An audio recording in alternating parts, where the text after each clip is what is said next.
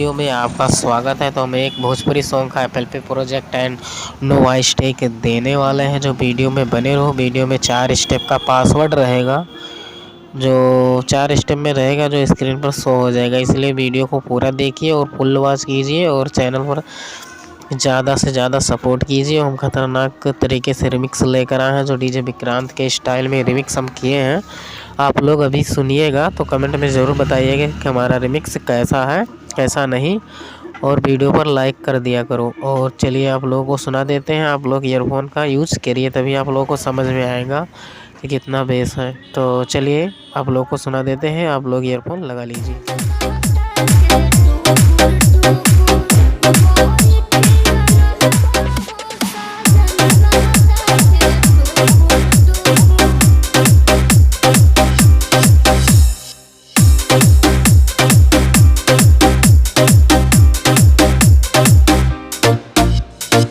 DJ Sono, Maskanwa Bazaar.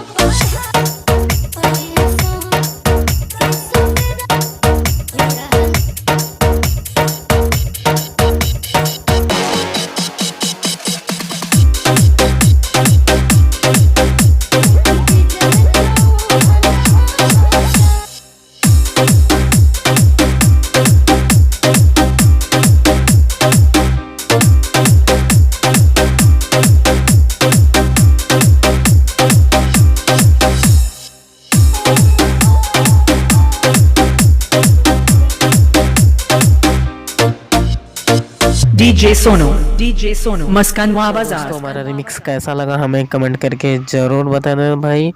और जो हमारे चैनल पर नए जुड़े होंगे प्लीज़ चैनल को सब्सक्राइब कर लीजिए और बेल आइकन को प्रेस कर दीजिए, ताकि कोई वीडियो अपलोड करे तो नोटिफिकेशन आप तक जल्दी पहुंच जाए। तो चलिए मिलते हैं नेक्स्ट वीडियो में। Thanks for watching. और डिस्क्रिप्शन में लिंक है, वहां से डाउनलोड कर लीजिएगा।